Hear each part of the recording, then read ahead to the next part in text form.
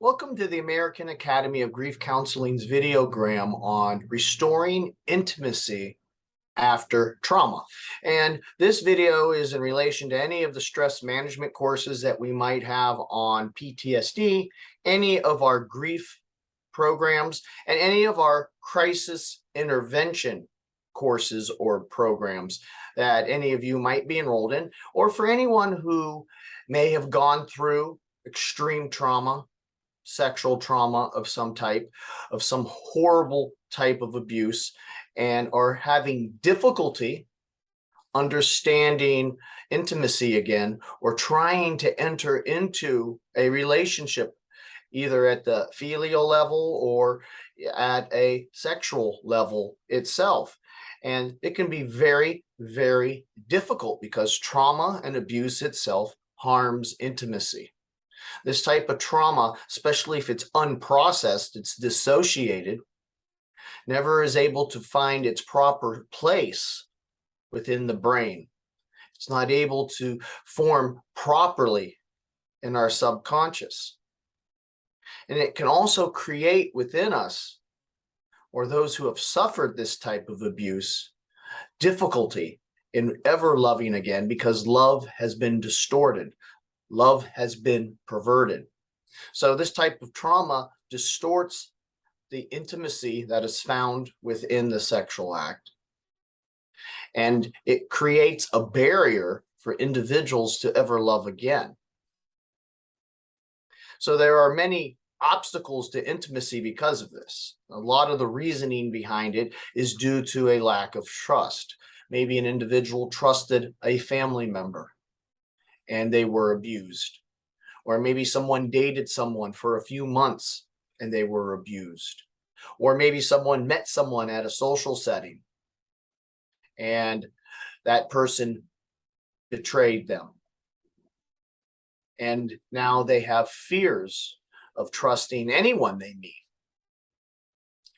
The other obstacles include a loss of control, a fear of betrayal or rejection itself, a fear of being abandoned, a fear of repeated abuse. And within it, these fears create defense mechanisms, and they can create problems for creating new friendships and new relationships. Because either the individual is so terrified of losing a new friend or being abused again, or not being in control of a situation, that the personality that they have now created is very, very much a barrier to form new friendships. So while something bad happened, and you still should obviously always be careful, but these types of obstacles need to be removed so again an individual can have a healthy social interaction with other individuals. However, with these obstacles comes fears and false narratives with the abused. And these are a few of them. Some individuals objectively consider every single person universally to be bad and not able to be trusted. And a lot of individuals generalize.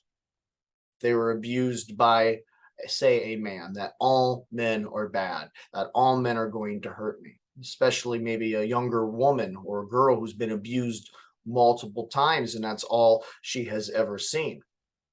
Other individuals feel they're too broken to ever be loved again, and no one would ever want to be part of that. Maybe they feel that their brokenness is too much of a burden to carry, and no one would want to be with that type of abused individual. Maybe their self-esteem is so destroyed that they feel that no one will love them, no one will want to be with them. And then, of course, those who want to be alone. They went, no one has ever experienced this but me, so I have to be alone. And the fact is, many individuals have gone through this. And even if there's not a reason to confine oneself to the solitary life forever without friends, without a meaning, substantial relationship, But again, trauma distorts sex. It distorts intimacy. It destroys, it perverts, it corrupts. So because of that, sex is a reminder of abuse and pain. Maybe it's a symbol of disgust in what the individual did, the perpetrator did to the innocent victim. Or maybe it's seen as a form of control or manipulation, and the individual uses it then from that moment on, the victim, because that's what was done to them. Ultimately, it becomes a tool of pleasure or pain or abuse. It has to be a selfish act, a secretive act, and an abusive act. And for some, it's just a badge of shame that an individual wears, and they keep it to themselves. And that's one of the big problems of not overcoming trauma, is keeping it to yourself, because maybe the abuser made the individual feel so embarrassed to ever come forward. So what we have to do instead is restore the sacred of sex, and to let individuals know that the distortion that occurred is not intrinsically part of the nature of the action itself. Because the nature of the action is good, but you have to disassociate disgust with certain actions. So actions such as touches, kissing, sense of an individual, or moments to the individual suffering from this trauma that has not been properly stored in the mind, they associate these things with bad moments in life, rape, trauma. And these certain things can trigger in the brain that has not been able to process it, certain reactions, because it is a PTSD. So it can bring someone back to that whole moment. So it's important through therapy and counseling through a professional licensed counselor in this therapy to start to disassociate these actions from what the perpetrator did. And again, recreate, to reinvent what sex really is, as wholesome, a holy, sacred, binding, and good thing. And to see that it's associated with healthy forms of expression and not destructive ones. That sex is the ultimate expression of love for bonding and in itself procreation. To undo the distortion itself. Now, helping one's partner regain trust again is a very difficult thing. Again, many of these individuals already have obstacles. They've created obstacles due to shame and fear and false narratives regarding sex. The trauma has corrupted them. The perpetrator has corrupted them. So those who are working through the PTSD, individual partners need to be, or friends, maybe it's just a friendship, but regardless of friend or partner, more patience, more communication with what upsets an individual.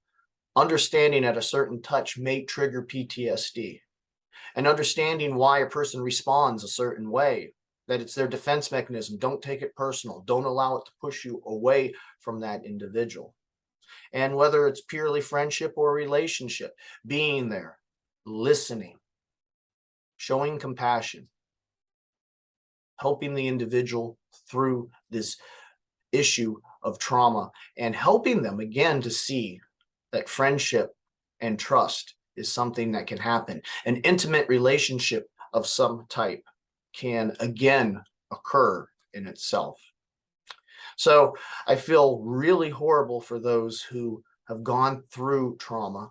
And my best advice is to find help, not to allow it to rot within oneself, not to allow shame, because the only shame is that of the perpetrator.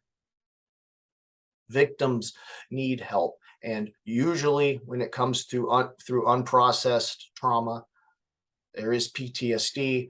And by going to counseling, by talking.